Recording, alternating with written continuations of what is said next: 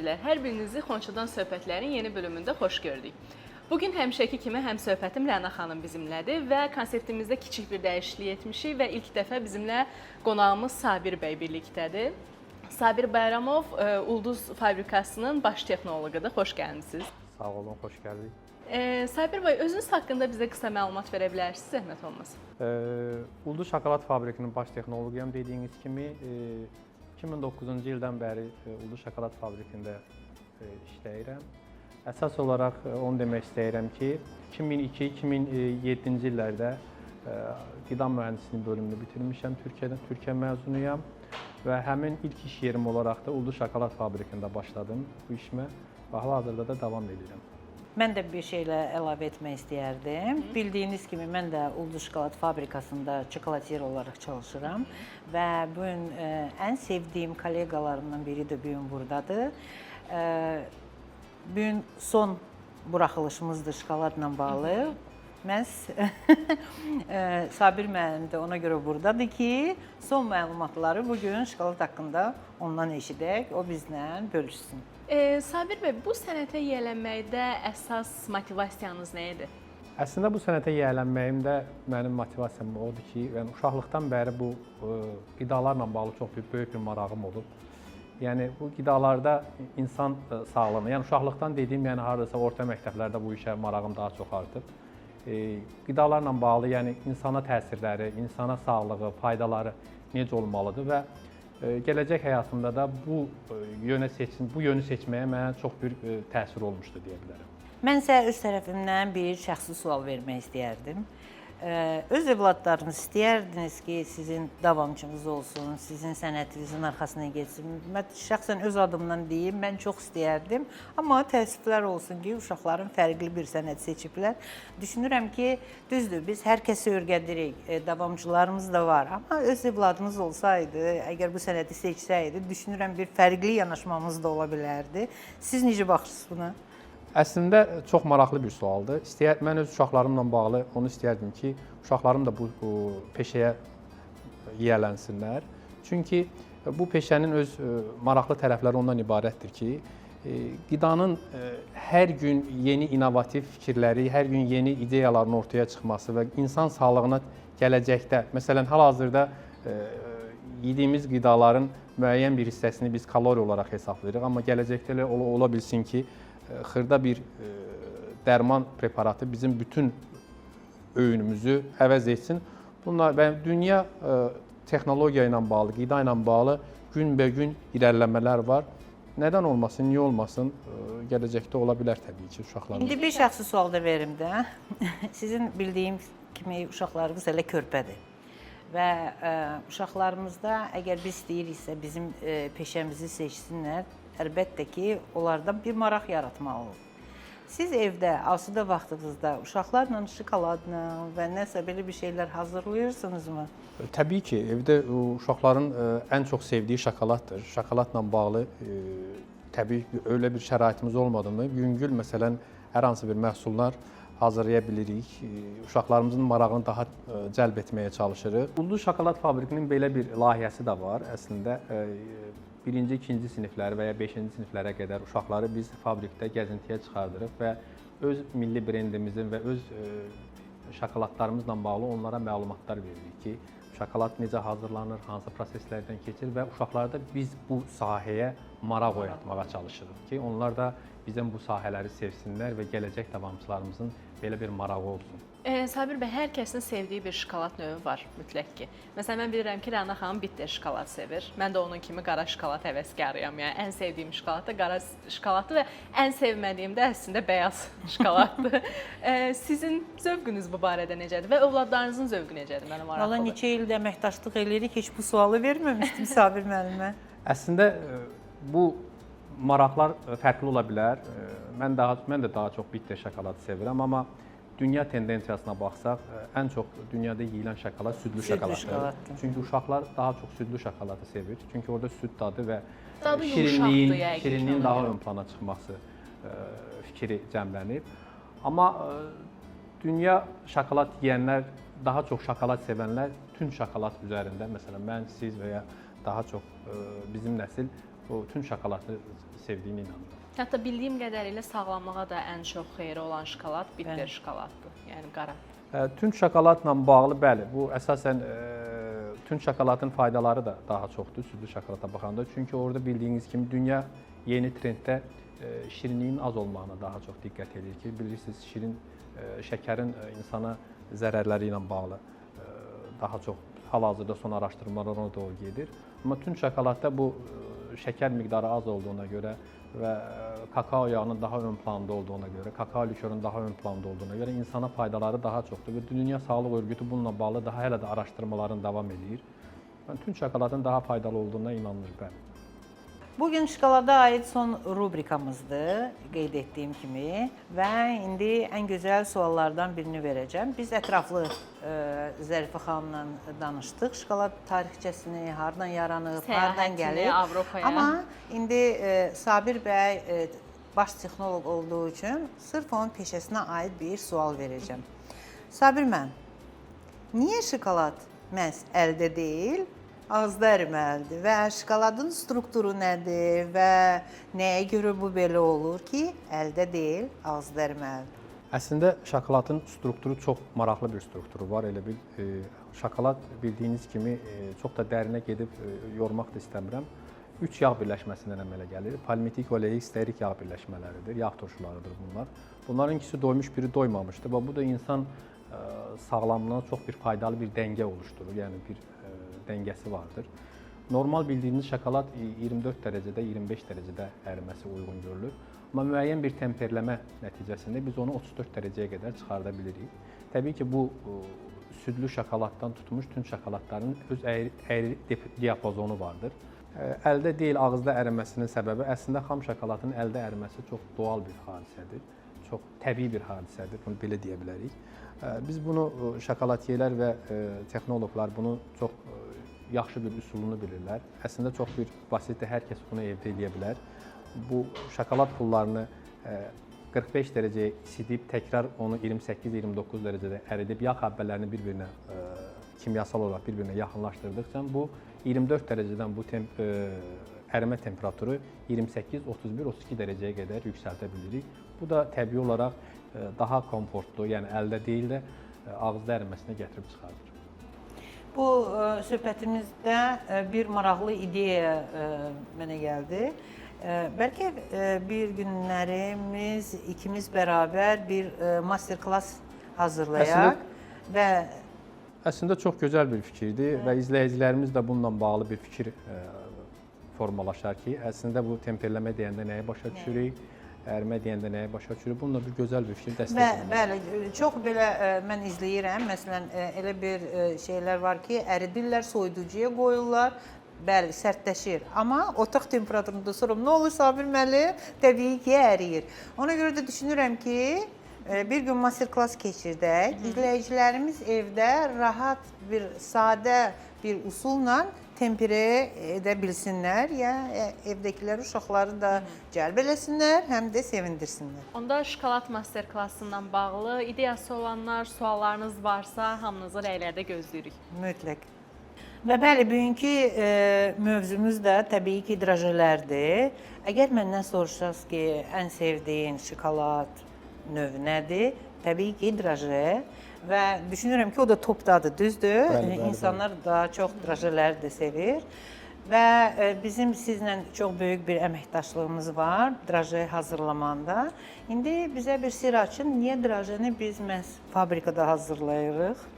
Əslində drajelər göründüyü kimi çox da rahat, hasant bir prosesdən ibarət deyil. Bu səbəbdən də bunun fabrikada hazırlanmağı xüsusi bir avadanlıqlar tələb etdiyinə görə fabrikada hazırlanmağı daha məqsədə uyğun. Bəli, məsələn biz onu evdə də hazırlaya bilərik, amma parıldayıcı və belə sərtləşməsi üzərində, yəni onu evdə əldə edə bilmərik, əgər lazımlı avadanlıq yoxdursa. Bəli, çünki orada xüsusi temperaturlar var, xüsusi temperaturları gözləmək lazımdır. Çünki o temperaturlar artıq tənzimlənməsə, drajelər istədiyimiz parlaqlıqda, istədiyimiz yönündə əldə etmək mümkün olmayacaq.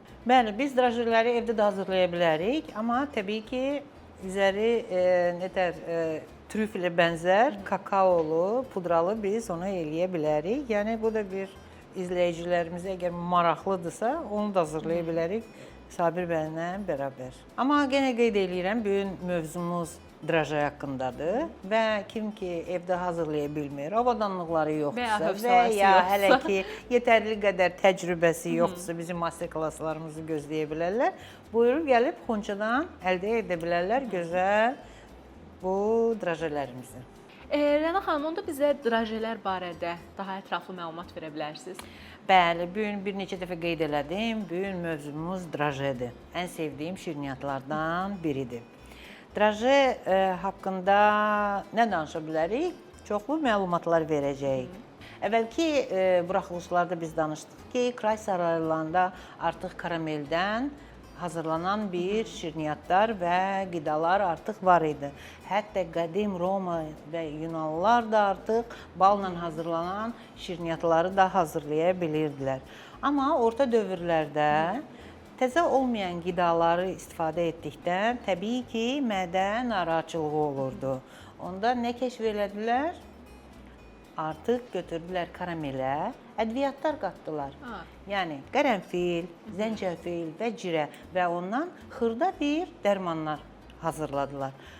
Hətta bu yüksək təbəqə olan insanların bir otaqları da var idi.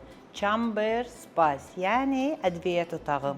Bu otaqlarda bu ədviyyatlar və ədviyyatdan hazırlanan dərman vasitələri mühafizə olunurdu. Yəni gizlin saxlanırdı.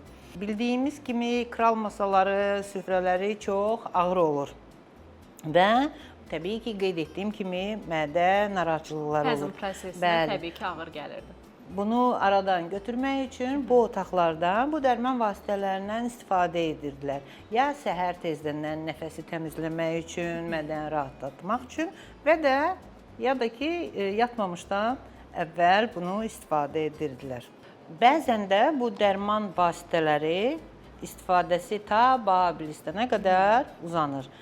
Böyük versiyalara görə də bəlkə də draje reseptləri də məhz oradan yaranıb. Əlavə olaraq onu da demək istəyərdim ki, ehtimaldır ki, bu qədim Roma dövründən də bu drajelerin gəlmə tarixi müəyyən olunub. Yəni hətta drajelerin rənglərinə görə uşağın cinsi də məlum olurdu. Məsələn, mavi isə oğlan uşağı, məsələn, pəmbə isə qız uşağının olduğunu. İlk gender reveal. Onu təbii doğal rəngləndiricilərdən istifadə edərək o uşağın cinsini müəyyən etmək üçün də istifadə edirlər. Bu qədim Roma dövrünə qədər gedib çıxdığı güman olunur. Hətta taxta çıxan krallar da... Bəli, hətta taxta çıxan krallar üçün də məsələn fərqli bir rəngdə, qırmızı rəngdə məsələn drajelər verilirdi, xüsusi bir drajelər verilirdi. Çox Fransız sarayına. Özü gümüş, qızıl qablarda təqdim olunur. İndi fərqli qablarda, qızıl, gümüş qablarda bunlar hamısı təqdim olunurdu. Beləliklə də bu drajelerin tarixi əslində çox fərqli hipotezələr var, amma hansının dəqiq olduğu tam da çox qədim tarixi olduğuna görə tam da müəyyən deyil. Hətta deyə bilərəm ki, bu tarixə bağlı məsələn nə qədər önəm verirdilər və nə qədər qiymətli idi ki, qızıl qablarda təqdim olunurdu. Yəni düşünürəm ki, hər bir insana əl çatmaz olardı. Kral saraylarında və süfrələri bəzəmiş olurdu draje. Sabir bəy, illər keçdikcə insanların hər şeydə olduğu kimi şokolad barədə də ağızları dəyişir və müxtəlif yeni trendlər yaranır. Sizcə hal-hazırda dünyada şokolad barədə ən belə deyək pik həddə olan trend nədir? Bu əslində çox maraqlı bir sualdır. Dünya trendində günbəgün olmasın ki, hər gün məsələn ağız dadı dəyişməsin məsələn. Hər gün deməyək də məsələn hər ay, hər il ağız dadı dəyişir. Bunlardan ən bariz nümunələrdən biri Dubay şokoladı deyə yeni bir trend ortaya çıxdı. Bəli, bu hal-hazırda Avropada və bir çox ölkələrdə bu Dubay şokoladının dadı, Antep fıstığının ortaya çıxması insanlarda çox ciddi marağa səbəb oldu və kütləvi bir alıma gətirib çıxartdı. Təbii ki, biz bu trendlərdən Udu şokolad fabriki olaraq bu trendləri daim yaxından izləyirik.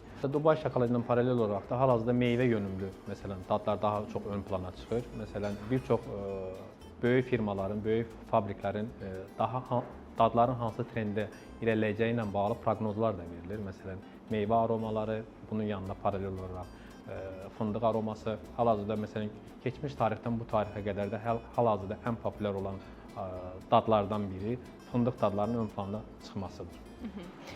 Bir sualım da var sizə. Bir şokolad növü var ki, hansı ki içində xırda-xırda hava qabarcıqları olur. Belə süngər teksturalı bir şokoladdır. Hərçənd mən çox sevmirəm, şəxsi fikrimdir. Amma həmişə mənə maraqlı olubdu ki, bu şokoladların hazırlanma texnikası nədir? Əslində bu çox maraqlı bir ideyadır. Bu da Ar-Ge tərəfindən, araşdırma gəlişdirmə tərəfindən innovativ bir fikir olaraq ön plana çıxmışdır. Bu daha çox şokoladın tərkibinə vurulan hava qabarcıqlarından ortaya çıxır. Şokoladın strukturunu və dad olaraq heç bir şeyini dəyişmir. Sadəcə aradakı hava və ağızda yemə həzzini daha çox ön plana çıxardan bir ideyadır. Və günümüzdə də çox populyar bir ideyadır. Hal-hazırda çox da sevilən bir ideyadır. Ən çox da uşaqlar bunu daha çox bəyənir. Mən də onu deyəcəydim ki, uşaqlar niyəsə sırf süngər teksturalı şokoladları daha çox sevirlər. Bəlkə yeyilməsi daha asandır onu. Yeyilməsi daha asandır, ağızda əriməsi daha asandır. Çünki hava qabarcıqları ağızda daha yüngül hiss etməsinə gətirib çıxardır. Bugün də bu şokoladla bağlı sizə son sualım var. Bu sahədə çox uzun illər təcrübəniz var və gənc, təzə başlayan bu sahədə peşəkarlara nə tövsiyəniz olar gənc, belə deyək, qənnatçılara, gənc texnoloqlara bu təcrübənizi arxalanaraq nə kimi məsləhətlər verə bilərsiniz? Sizin bu sualınız mənim keçmiş illərə götürdü. Çünki mən də bu sahəyə yeni başlayarkən bir çox bu sahədə marağım olmasına baxmayaraq görürdüm ki, hələ gedəcəyim çox yol var. Gənclərimizə ən böyük tövsiyəm olar ki, heç vaxt demotivasiya olmasınlar, daim araşdırsınlar, daim maraqlansınlar bu sahə ilə. Çünki bu çox maraqlı bir sahədir və bu sahənin dərinliklərinə və incəliklərinə yiyələnsinlər. Həm də çox perspektivli bir sahədir əslində. Zaman keçdikcə insanlar daha çox maraqlanmağa başlayırlar.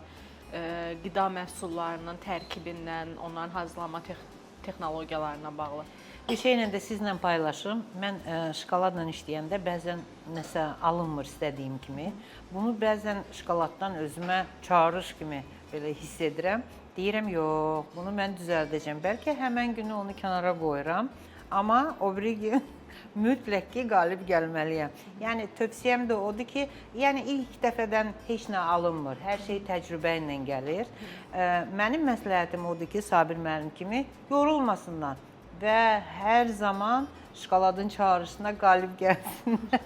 Elə düşünürəm. Bəli, çox düzgün vurğulayırsınız. Yəni, daim araşdırmacı olsunlar, demotivasiya olmasınlar, bu sahəyə maraqları daim olsun və yeni sahələrlə bağlı, yeni trendlərlə bağlı fikirlərini ortaya çıxartmaqdan qorxmasınlar. Bir də onu qeyd eləmək istəyirəm ki, əgər məndən Zərifə xanım soruşsa ki, həyata bir də gəlsəz, bu peşəni seçərdinizmi?